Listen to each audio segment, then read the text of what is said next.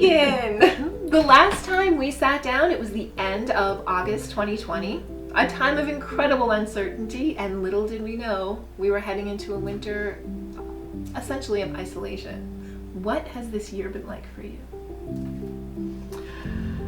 When I saw all of you last, we were looking at a furlough from a job that was about 13 years in the making for my husband, and he has since lost that job, found a job, and lost the commute to Boston, which has also been a huge financial and time boost for him, for us, for our family. Because he's also a musician, he wasn't gigging all of last year, and starting in May or June, he started being able to play out again with certain restrictions at certain locations, and he's really enjoying being able to play music again. So your career, you are a graphic designer, is that accurate? Yes, I'm a graphic designer, and I work from home, and I also work as a baker at a farm stand in Bourne called Bay End Farm, which I talked about before. Everybody that works at the farm is vaccinated, and now with the Delta variant, we've moved back to wearing the masks just for public safety. We have new equipment in the farm kitchen, and we're able to make more cookies and more treats. Sales are up. It's amazing. And the farm stand? The farm stand is doing phenomenally well. We have some really wonderful customers that are devoted to our products and our organic veggies. Those are two very disparate career paths. So what do you love? Clearly you love working at the farm. What do you love about the farm or working at a farm? Well, I love supporting the production of organic food and local food. That's really the root of why I love the farm. Plus, the farmers are wonderful people. I volunteered for several years in the fields before I started working at the farm, and someone else was running the kitchen. And so when the person that left the kitchen left, I was asked to come in because they had tried my chocolate chip cookies. So. And your chocolate chip cookies are legendary in Plymouth and beyond.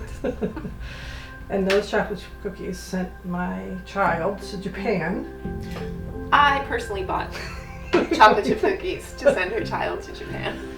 But we have Jacques Torres in the New York Times to thank for that recipe. Well, it's the execution. It's the execution. It's all in the execution, yeah. And here we are. We're speaking right now in August of 2021, a full year later. Mm-hmm. And has this year played out differently than you anticipated the last time we met?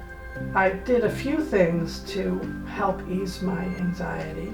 And one of the projects I created was with my father, who had started an Instagram series called the Lockdown Series. And he was posting one photo a day for 365 days. And I said, send me the pictures. He sent them to me, not thinking anything would happen. And then I sent him the first chapter, and we put it together pretty quick after that, but he was very excited because he has a lifetime's worth of photography and work that he wants to archive and to document for posterity.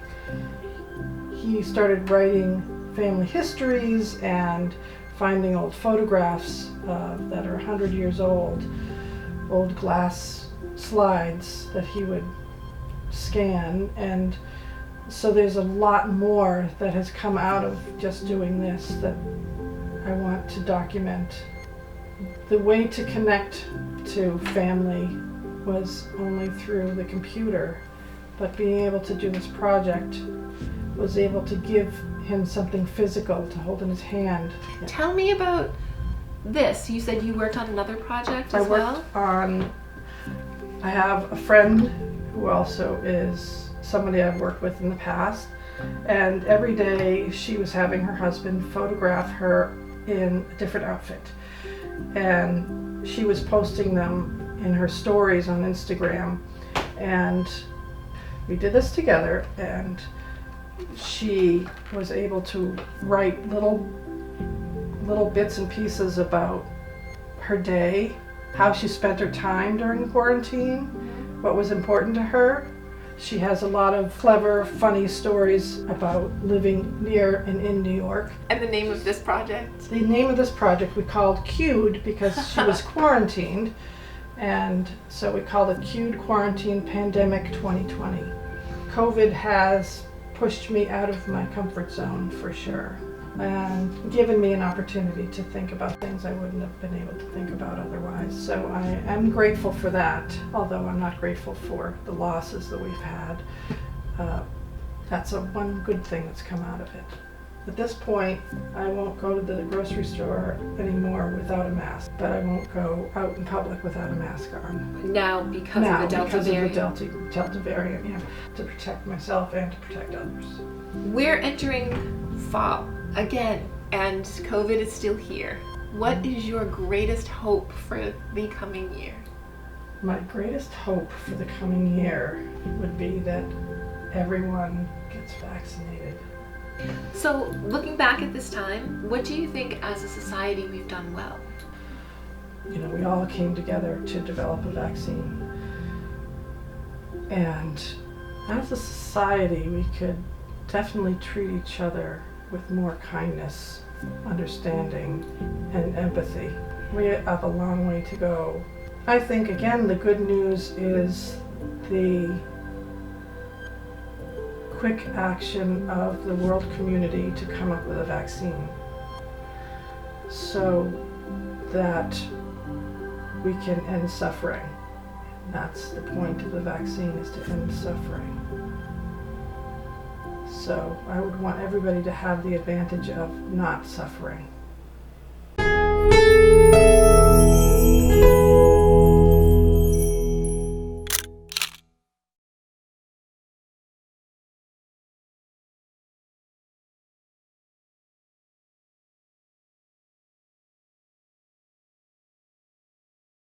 Thank you for watching. We are grateful for your attention. If you like what you saw, please like and subscribe to The Local Scene here and share everywhere. Thank you, friends.